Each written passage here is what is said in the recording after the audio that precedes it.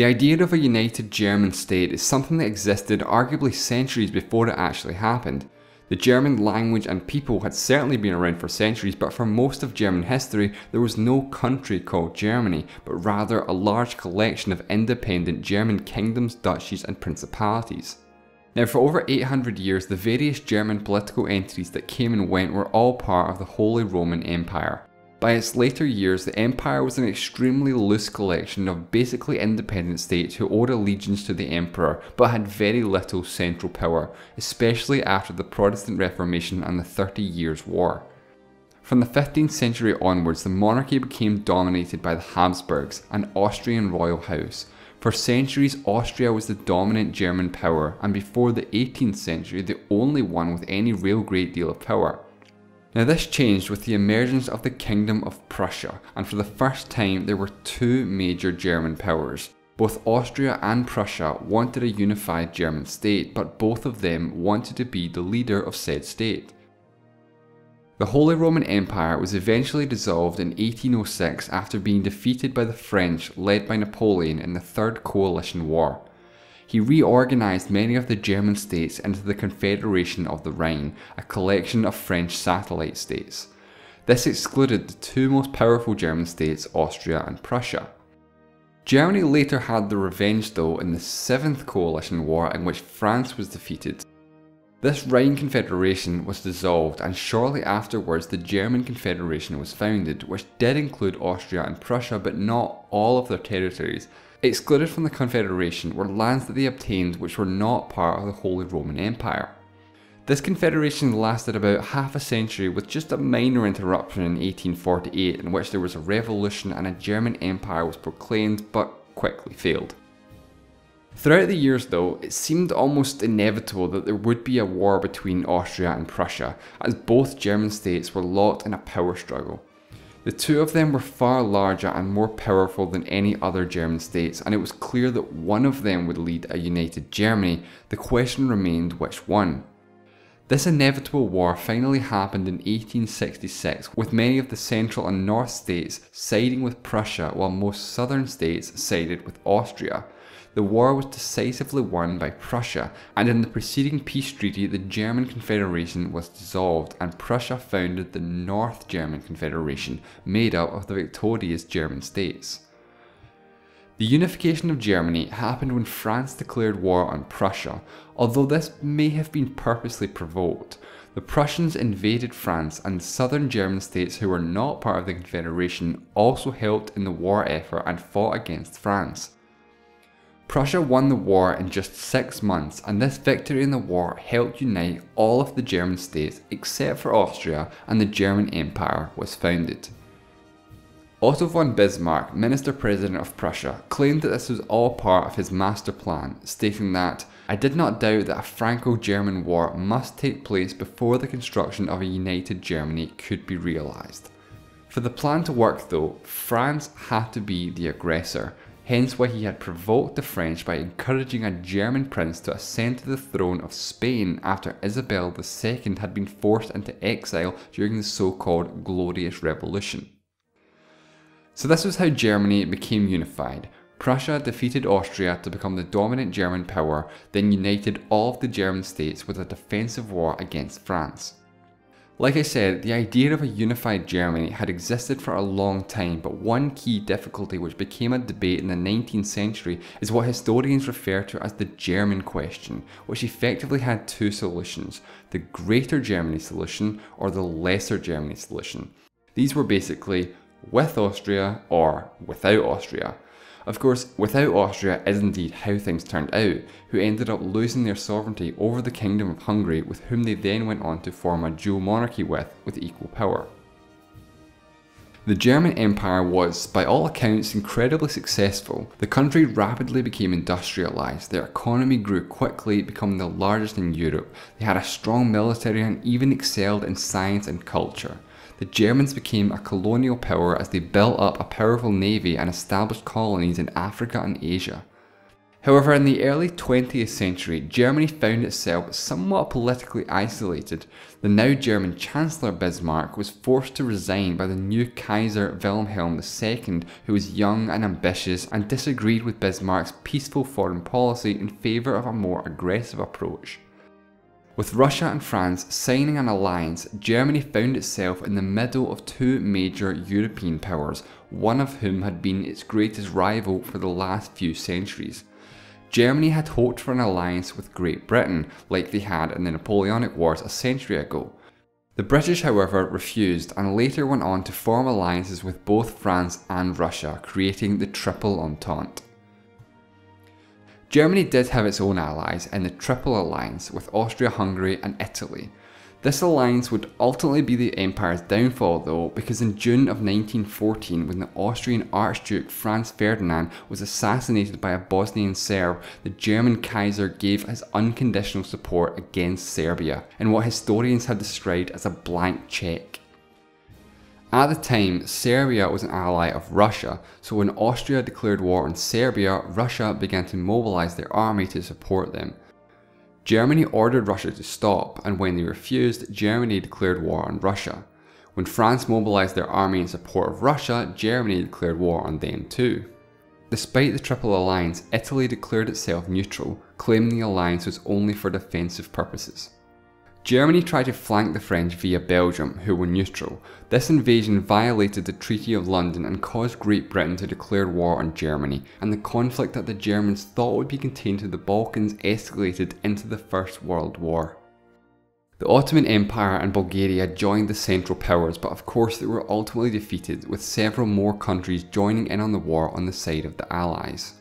Germany lost a lot of land in the following peace treaties and their economy was devastated. The empire was overthrown by a revolution which began before World War I had even finished, and Germany became a republic.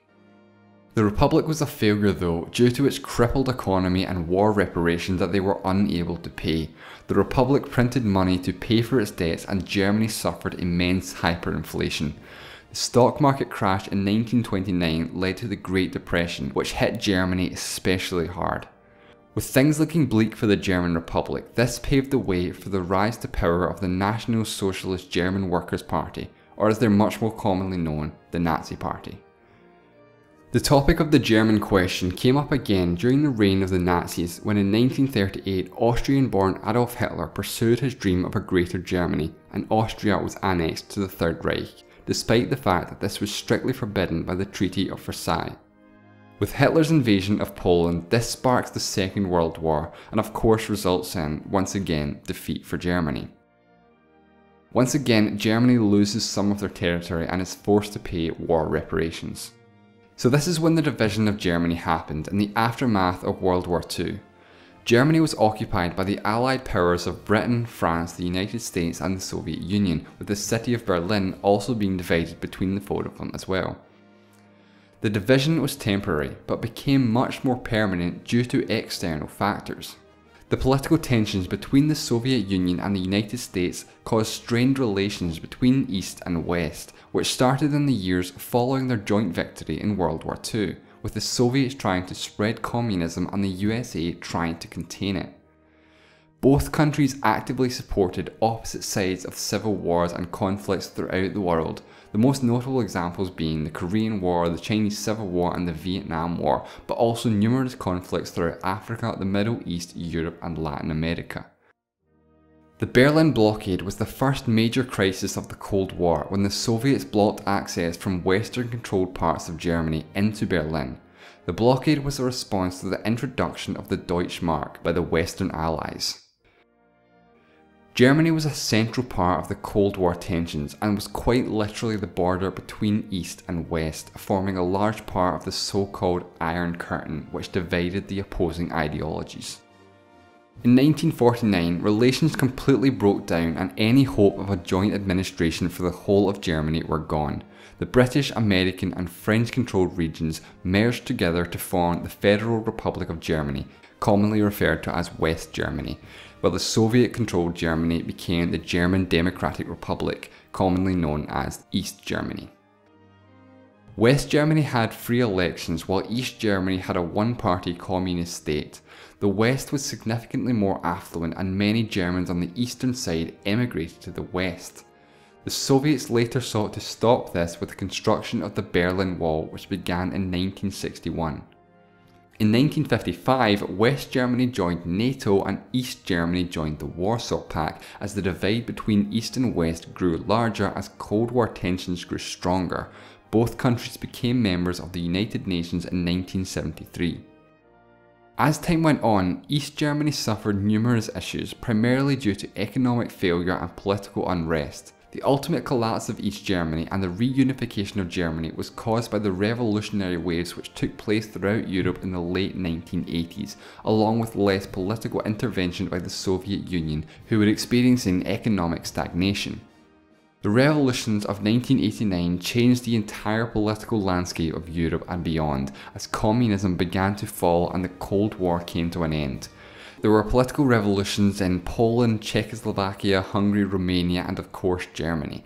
The first crack in the Iron Curtain happened in Hungary when officials began to remove the electrified barbed wire fence along the border with Austria. This caused thousands of East Germans to flee to West Germany. Peaceful revolutions took place throughout Germany in 1989 and 90 as calls for open elections and freedom of travel were demanded. East German leader Erich Honecker was keen to continue the communist regime and asked the Soviet Union to intervene, but Soviet leader Mikhail Gorbachev refused as he sought political reform through his policy of openness and transparency. The Soviets had adopted the so-called Sinatra Doctrine, which allowed the Eastern Bloc countries to decide their own fate.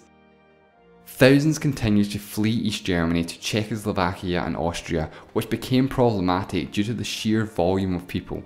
So on November 9, 1989, in a historic speech made by Günter Schabowski, East Germany's borders were open to everyone. Thousands of East Germans gathered at the border that very night the speech was made, and after some initial confusion were allowed to cross into West Germany by the border guards. People from both sides of the barrier climbed the wall in celebration as a country divided for 40 years was on the cusp of being unified.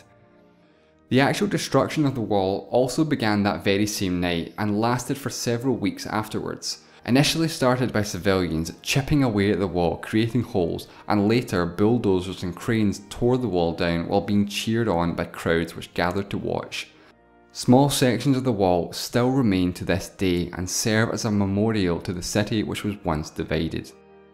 The fall of the Berlin Wall marks the symbolic reunification of Germany, and the actual official process was somewhat of a formality. East Germany had its first free elections in March of 1990 with an overwhelming victory for the Alliance for Germany coalition. Unification happened more quickly than might have been expected as East Germany's economy began to fail. The process of unification lasted about a year and officially went into effect on the 3rd of October 1990, with East Germany being dissolved and joining West Germany. The anniversary of this day is celebrated as a national holiday in Germany as the Day of German Unity. A unified Germany was not actually something that was universally welcomed in the West. In fact, in 1989, British Prime Minister Margaret Thatcher famously remarked to her European community allies, "We've defeated the Germans twice and now they're back." The French also had some strong reservations and worried about how reunification might affect the balance of power in Europe. Of course, today, Germany is a strong ally of both the UK and France, and any fears of a so-called Fourth Reich were quickly abandoned after reunification. Nearly 3 decades on from the fall of the Berlin Wall, and although Germany is very much a unified country and has been for some time, there are still some very real differences between what used to be East and West Germany. Eastern states of Germany are significantly less well off financially than Western states and suffer greater levels of unemployment. Some lingering cultural differences also remain, although seem to be becoming less pronounced as the years go on. Germany is a country that was unified, divided and reunified while losing 2 world wars in the process, all within the space of 120 years. A lot has happened in Germany's recent history. A history which, of course, has one of the darkest times in all of human history, which will never and should never be forgotten. To Germany's credit, they do not shy away from this history, and instead fully embrace it as abhorrent and fundamentally wrong. Today, Germany is a country that has managed to become both a successful and influential country with a strong economy, a booming tourism industry, and is world renowned for its quality cars, beer, Oktoberfest, and of course its pretty amazing football team. Germany is a country which, despite its past, has an incredibly bright present, and indeed future as well. This video is brought to you by Squarespace. Whether you need a website, domain, or online store, you can do it all and much more with Squarespace. Create a beautiful website with easy to use templates and customization, with everything optimized for mobile right out of the box. Head to squarespace.com/WonderWhy for a free trial, and when you're ready to launch, use the offer code WonderWhy to save 10% off your first purchase of a website or domain. So a huge thank you to Squarespace for their continued support, and thanks to you for watching.